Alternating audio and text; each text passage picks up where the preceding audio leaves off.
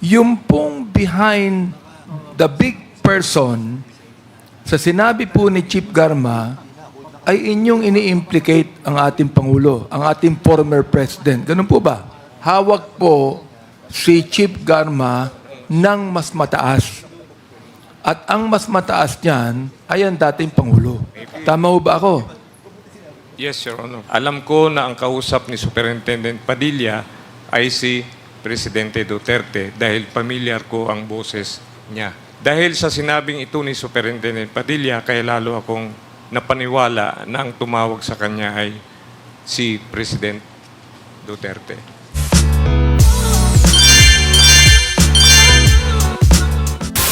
Colonel Garma, what would have been the proper thing that you would have done? Ano po dapat ang ginawa ninyo? Hindi ko po actually binigyan ng kuan yung kanyang sinabi. Kumbaga, Hindi mo pinagbigyan pero sinabi mo, you experience intense pressure tapos yes, hindi mo binigyan ng kwan. during that time, Your Honor, Mr. Chair, nagkaroon po ng ganun. Oo nga. Kasi gusto nilang during that time madaliin po yung pagsasagawa nung Pagsasagawa ng ano? pagpatay doon sa tatlong child. So, at that point in time, alam mo na napapatayin yung tatlo. Alam ko po, Your Honor, Mr. Anong Chair. ginawa mo nga? Yun ang tanong ko nga eh. Ano ang ginawa mo nung nalaman mo napapatayin yung tatlo na Wala. nasa loob ng iyong piitan? Marami kang pagsisinungaling, Colonel eh. Kasi nakakulong po yun, hindi ko talaga akalain na mailalabas po doon sa pinagkulungan nila. Merong ano? Hindi ko po akalain na mailalabas po dahil naka-safekeeping po doon. Ako po ang nag-order na safekeeping dyan. Pero antimano, inamin mo na alam mo na napapatayin yung tatlo. Yes. Pero wala kang ginawa. Yes, Your Honor, Mr. Chair. Kaya nga Hindi po, mo man lang inireport doon sa mga nakakataas para tulungan ka na patigilin o tigilin yung ganun na mangyayari. Your Honor, Mr. Chair, kaya nga umihingi ako ng executive session kasi napakasilan po yung... Sige, let us see kung kuan. Pero ako ang unang magpapatigil ng executive session kung yung sasahibihin mo ay hindi importante dito sa mga issue na inimbestigahan dito sa committee na ito. It's very sensitive, Maliwanag Your ko Honor. siguro yon. Ano? Now, sinabi mo kanina na sa pagsagot po ninyo sa aking mga kasamaan na merong unang pagtatangka. Tama po ba? Yes, Your Honor, Mr. Chair. Paano mo nalaman na may unang pagtatangka? Doon po sa tawag ni Tawag ni? CIDG Garma. So, ibig mo sabihin, yung una Yun lang ang po. una. Yun po. Yun ang unang pagtatangka. Opo.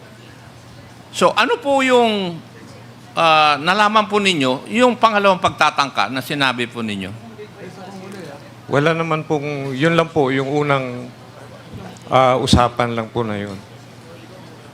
So, kasi narinig ko kanina, merong first try na sinabi mo sa katanungan ng aking mga kasamahan. Opo. So, wala na yung pangalawa. Yun na at yun na. Yes, Your Honor. Okay. Thank you. Doon po sa pagtatanong na aking mga kasamaan at pagsasagot ng mga ibang testigo, hindi ka pa ba naniniwala na may plano talaga na patayin yung tatlo? Naniniwala nga po ako. So, naniniwala ka. Ang sinasabi mo lang, hindi ka kasama doon sa plano.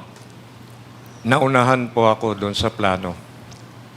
Ano ibig mong sabihin? Naunahan po ako kasi Naunahan kanino? nung pangyayari kasi in-expect nila na ako ang unang kikilos. Iba naman yung impormasyon ko. Si Congressman Paduano na magtatanong sa iyo. Hindi ikaw ang pipiit, isang tao na wala na rito sa mundo dahil din dyan sa okasyon na yan. Di ba? Yes, Your Hindi, Honor. That's ikaw why... kasama ka sa plano kasi walang mangyayari sa piitan na yon kung hindi mo alam o kung ayaw mo. Tama po ba? Ganun po, Your Honor, Mr. Chair. May nangyayari sa piitan na hindi mo nalalaman? Ganun po ang nangyari. O nangyari lang dito sa pangyayaring ito? Opo. Okay. Yun po yung inyong depensa. Yung pong paggalugad, kanino pong utos talaga yun? Para magkaroon ng kasalanan yung dalawang PDL para mabartolina sila. At anong yung paggalugad din dun sa foreign part ng inyong detention? po ang Sino po ginalugad din po sila para sila mapunta sa Bartolina? Tama po? Sino nag-utos nun? Tulad ng sinabi ko po, mayroon po akong Tinatanong ko lang po kung sino ang nag-utos. sa security operation po. Security operation. Sino po yun? Ang security operation ko during that time is Robert Quinto. Quinto. Tinuturo mo na dahil patay na siya. Hindi po. Di ba? Siya po ang... Hindi nga, patay na siya, di ba? Yes, Your Honor. Pero Yes, binaril din siya. Kaya huwag na tayong pumunta ron. Kasi kanina, nung last hearing, sinabi ni Teniente Poro na ang nag-utos ng paggalugad doon sa lugar ng mga incheck at saka yung dalawang PDL, kayo po ang tinuro. It's a matter of record. Nandun po. Kaya, ginawa yung galugan na yun para magkaroon ng dahilan para madala sila sa Bartolina kung saan sila papatayin. Kasi, nandun din dun sa statement na sinabi nung dalawang nautusan na papatay na mahirapan sila dahil nandun sa ibang lugar, yung 3 inchik, at nasa ibang lugar sila. Kaya ginawa ng paraan na mapupunta sila sa iisang lugar, sa selda number 6 ng Bartolina. Tapos, inamin din ng iyong in charge sa Bartolina na punong-puno yung Bartolina. Pero yung selda number 6, dadalawa lang ang nandun. At doon din nala yung 3 inchik na pinatay. Kaya, kung tutuusin, kung ikaw ay investigador talaga, makikita mo na parang may plano. Di ba? Ikaw na rin nagsabi. mayroon po Sabi talaga. mo na may plano. Mayroon po talaga. Yes. Your Honor. Kaya lang, ang sinasabi mo, hindi ka kasama sa plano, pero hindi naman mangyayari po ito kung tatanggihan nyo o hindi nyo papayagan. Thank you, Mr. Chair. Thank you, Congressman Nakop. The next to interpolate is Congressman Paduano. You're recognized. Thank you, Chairman. Anyway, Mr. Chairman, eto lang po, Colonel Padilla, kasi buo na po yung puzzle. Buo na namin po. Ngayon, we're just requesting you to tell the truth. Now, in my question, pag hindi mo kayang sagutin in public, you will just tell me na you will request for an executive session. Okay? Kaya nga po, humihingi po ako for an executive session. Kaya nga po, tanungin muna kita, just to establish the premise that indeed, Di ba, Your Honor? you can be allowed for your request, okay? Ano lang po, premise lang. Sige po. Okay? Sabihin mo lang pag hindi mo masagot, okay? Sa executive session na lang, just in case, okay? Now, number 1, actually, Colonel Padilla, based on our investigation, alam namin, you're the most less corrupt in Davao Penal Colony. Alam po namin yon. Na-check na po namin yung records. Na-check na rin po namin yung mga statements coming from your peers during that time. For example, if I ask you, do you know Dr. Derla? Yes. Di ba, he was also ambushed, but fortunately, nabuhay. Yes, Your Honor. Tama. And the time he was assigned. Di ba? He was assigned in Davao Penal Colony. Yes, Your Honor. Okay. Now, so alam mo yon. Alam mo rin siguro ang kwento doon. Alam mo, di ba? And can you commit to us that you will divulge the reason behind? Yes, Your Honor. Okay, second. Wag na tayo, ito, actually, yung bagong ano mo, yung 9 to 11 mo, mali ito eh. Hindi totoo to eh. Hindi totoo yung paragraph 9, 10, 11 in your affidavit. Hindi totoo po to. Kasi, if I ask you, kanina tinanong ka ni Chairman Ako with regards to the galugad, malinaw po, walang pakialam na si Quinto the time. Sinabi na po ni Foro na at your orders, galugudin. Maggaluga doon sa INSEC at saka sa dalawang PDL. Established na po yon. Now, sabi mo dito, during the time of duty ka na nung nangyari, di ba? Tama? Okay. Now, if you are off duty, sino naka-duty during the time? Second, high-ranking, kasi 24/7 dapat yan, di ba? Bucor Yes sa inyo. po, Your Sino Honor. yung next? Of course, your deputy. Deputy po, supposed to be. In absence of deputy, No, ang tinatanong ko ngayon, sino? Sino yung nandun? Commander of the Guards po. Eh, saan si Quinto during the time? Wala po doon. Outside, dahil nakatira po sa labas. So, wala siya. Wala siya. Wala rin siyang travel sa Manila during the official travel during the time. Parang nagkaroon po ng parang may Wednesday siguro. Sabado po nung nangyari. Yeah, Parang August 13. Chinek ko na po yung records eh. August 13, he was not during the week. Yes. Tama? Ganun Okay. po. Kaya yung statement po dito na yung security for operation, blah, blah, blah, Robert Quinto, patay na yun eh. Pero alam ko rin yung kwento dito. Alam mo rin siguro. Yes. Okay. Next question. Is Dr. Derla and ito sinabi ko na kanina, you're the less corrupt. Ito. With due respect, of course, to former Colonel, now deceased, Quinto. Alam mo naman yung relasyon ni Quinto, ni Derla sa tatlong Chinese, especially kay Tony Lim. Alam mo yun, di ba? Yes, Your Honor. Now, can you divulge it during the executive session? Yes, Your Honor. At least para lang po maklear din natin yung pangalan ni Quinto with regards to that killing. Kaya nga po, humihingi ako ng... Okay na. I just want to establish muna. Kaya nga, nung nakarang hearing pa, sinabi ko na alam na po namin yung puzzle. Tapos na po yun. And well, in fact, siguro, I just want to confirm to you, during the first hearing, kaya hindi mo po masabi-sabi na nakausap mo si Garma because, alam mo, si Garma, her record, dun sa Davao, di ba? As CIDG, as Chief of Police of a station, di ba? Very close to the President, di ba? Alam mo yun, di ba? Kaya medyo wala kang choice. Yes. That's true. The same as true for all those persons involved in this particular plan. Tama? Yes. Okay. Now, so, do you commit? Sabihin mo na lahat na hindi na ako magtatanong doon. Sabihin mo na you narrate na lang doon sa executive session po. Yes. Your Kasi gusto ko rin i-clear yung pangalan ni Deputy Superintendent Quinto with regards to what happened. Yes, Your Pero Honor. I will not clear his name with regards to his affiliation with the three Chinese. And pwede natin, well, in fact, kilala mo rin si Macariola. Tama? Yes, Your Honor. Tila ba? And do you confirm that Macariola is very close to classmate ni Quinto? Yes, Your Honor. Oo. Di ba?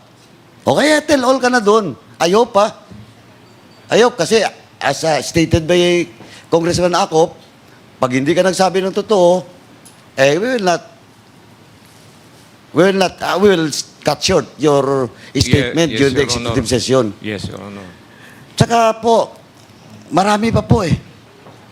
May mga complication ka kasi. Ang dami dito. For example, Inspector Glasse. Ito, Glasse. Inspector Edgardo Mendoza. Chief Inspector Roque. Now assigned in Sablayan. Si Glasse nasa NBP ngayon, di ba? Tama? Davao po. Davao pa rin. po. Okay. Now, si Roque is in Sablayan. In Davao po. In Davao pa rin. O, tama. And marami pa po. Mga names. Kasi we have already checked. Pero as I've stated, I hope you will say it all during the executive session. Kasi, again, let me stress, ikaw po, less corrupt ka. Doon sa loob ng ano po. Thank you po. Nakuha ko na po yung background mo. Kaya lang, I do believe na na-pressure ka lang. Kaya tell all na. Tell all na kasi wala na eh. And you will be retiring by November, di ba? Tama. Kasi baka magpatong-patong pang kaso mo because of this. Okay? So, you commit na to this committee. Okay, ha? Yes po, Your Okay. Honor, Mr. That's all, Mr. Chairman. He has already committed and let's see what will happen during the executive session. Thank you, Mr. Chairman. Thank you, Congressman Paduano. The next to interpolate is Congressman Benny Abante. You are recognized. Thank you, Mr. Chair Alipo, Superintendent Padilla. Marami nang naitanong sa inyo at ako'y nagpapasalamat sa inyong mga sagot. I hope that you're really honest enough today sapagkat sinabi nga po ni Congressman Acop na yung inyong unang affidavit na pinadala rito. Congressman Paduano. The next to interpolate is Congressman Benny Abante. You are recognized. Thank you, Mr. Chair. Magandang tanghali po, Superintendent Padilla. Marami nang naitanong sa inyo at ako'y nagpapasalamat sa inyong mga sagot. I hope that you're really honest enough today sapagkat sinabi nga po ni Congressman Acop na yung inyong unang affidavit na pinadala rito ay pawang kasinungalingan, no? At ngayon, bagong affidavit ninyo ay talagang sinasabi ni po ninyo that you are now telling the truth and nothing but the truth. Ni ba? Yes po, O, Your nabanggit Honor, po ninyo rito ang pag-uusap po ninyo ng CIDG Officer Royina Garma. Babanggitin ko uli ang pinag-usapan ninyo. Ang sabi sa inyo na Chief Garma, and I quote, may mga tao kami dyan na gagawa at wag mo nang questionin. And whether you like it or not, we will operate and do not interfere. Baka madamay pa pamilya mo. Alam mo, Colonel Garma ay babae, di ba? yes po. Ibig niyo sabihin na iniwala kayo na ang isang babae pwedeng sabihin to sa inyo? Hawak po nila ang... Alright. Sinabi niyo that you were nagkaroon kayo ng intense pressure. Yung intense pressure, ibig sabihin natakot kayo, sinabi niya. Kayo ba ay nagkaroon ng intense pressure sa kanyang sinabi o sa isip ninyo meron pang tao behind what Chief Garma said at mas mataas po ito? That's true. Hindi po kayo natakot dun sa sinabi ni Chief Garma eh. Kinabahan kayo sapagkat alam ninyo na mayroong mas malaking tao behind what Chief Garma said. Yes po. Kanina po, nabanggit ninyo, tinanong po kayo ng isang colleague namin dito about the former president. Pinanggit niyo yung mayor pa siya. Ano po, nung si Chief Garma ay naging commander ba sa Davao? Si DG po.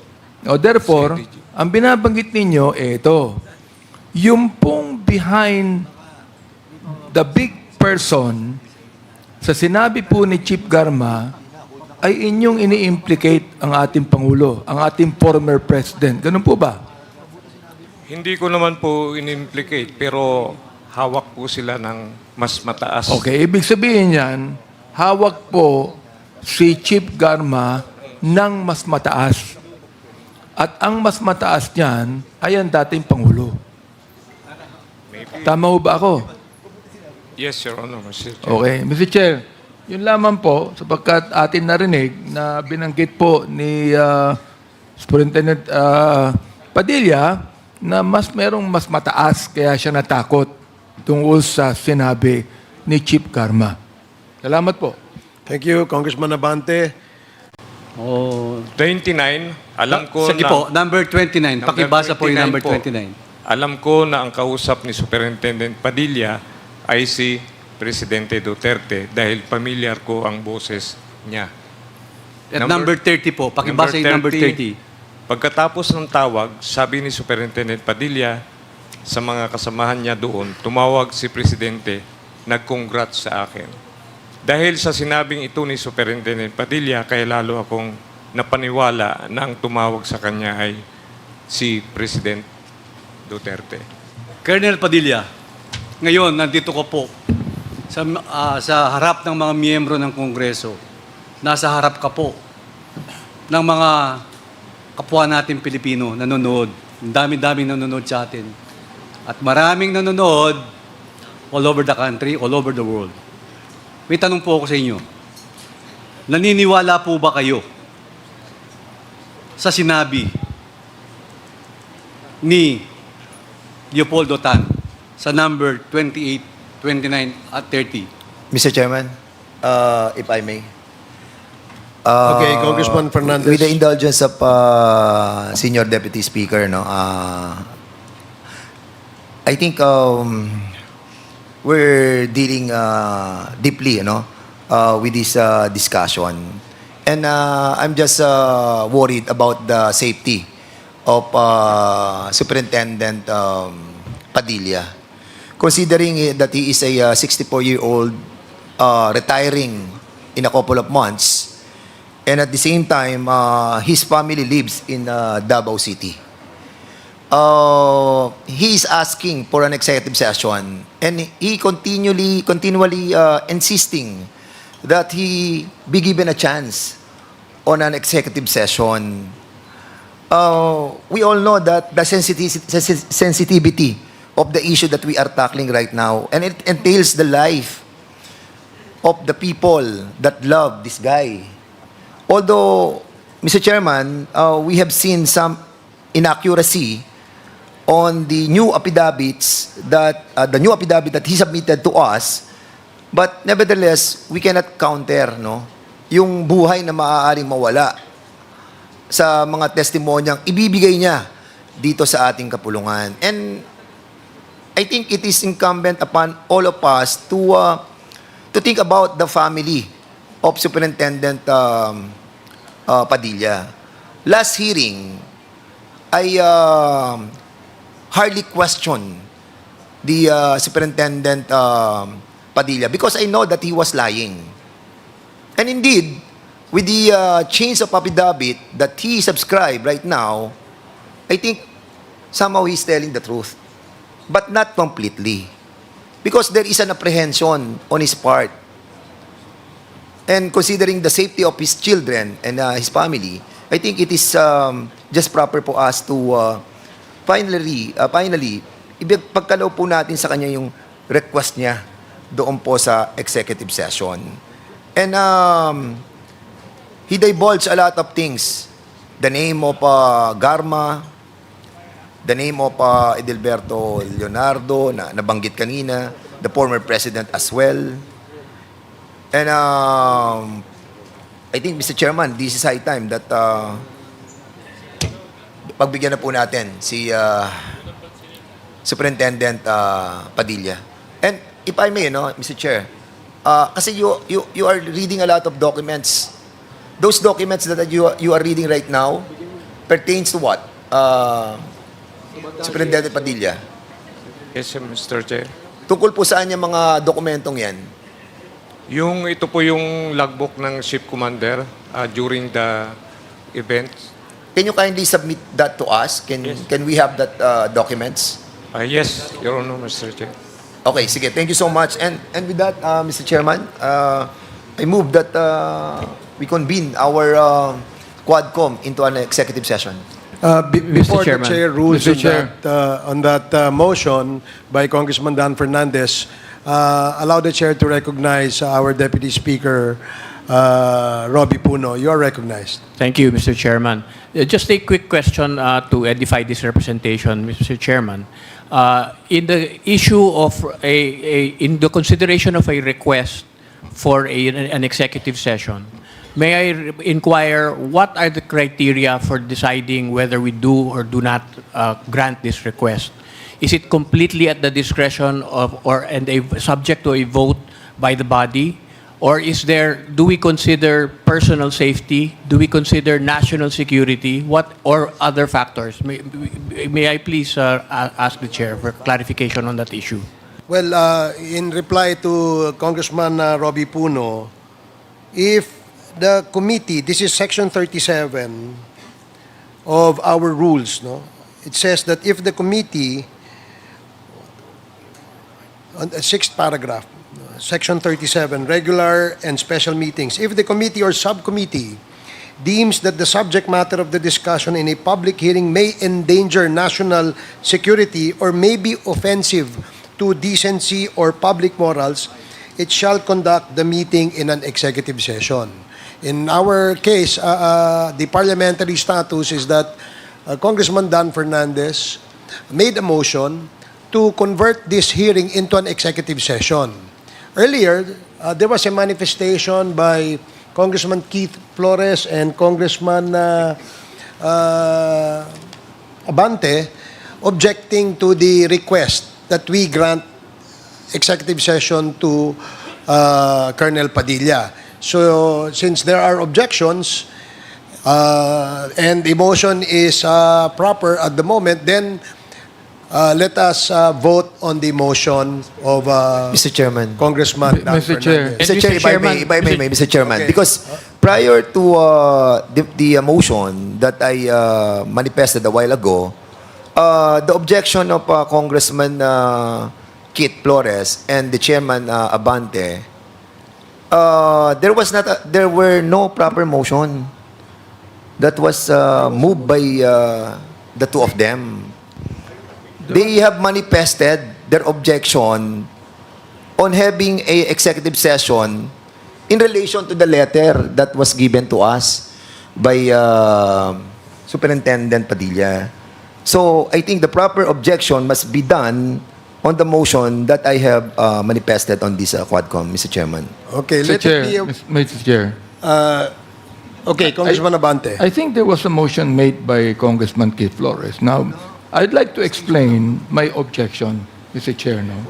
Okay. Number one, There is a motion by Congressman Dan Fernandez to convert this hearing into an executive session.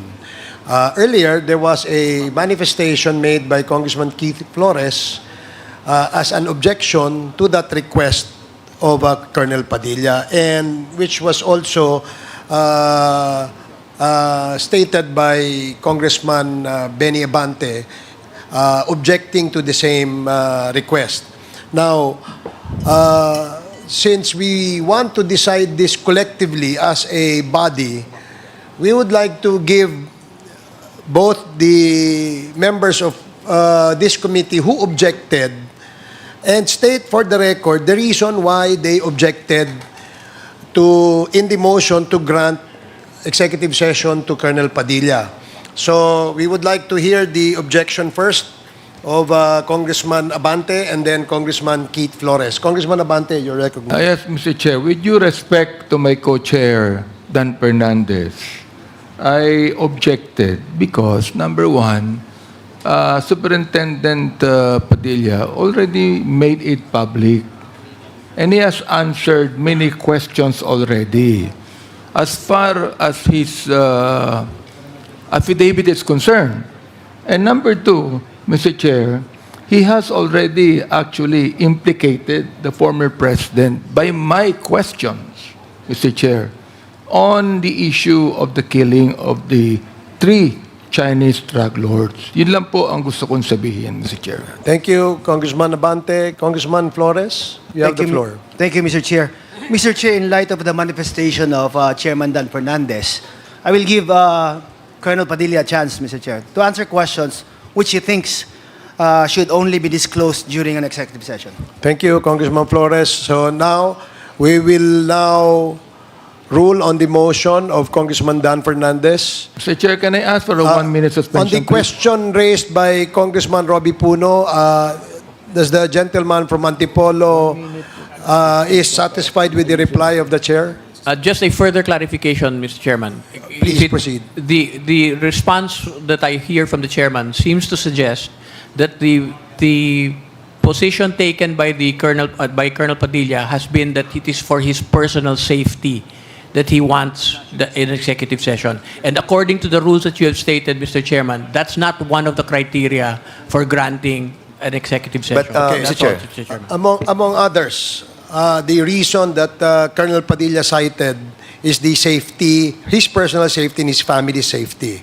Now, we will grant him an executive session, listen to his revelation, and we will decide whether indeed the session that we will have with him is an executive session where we cannot disclose to the public what we discussed in this executive session. So it is still up to the committee to whether we will make public the disclosure or the revelation that will be made by Colonel Padilla in our executive session. That's clear, very clear, Mr. Chairman. Thank you very much. Thank you very much, Congressman Mr. Chair, Puno.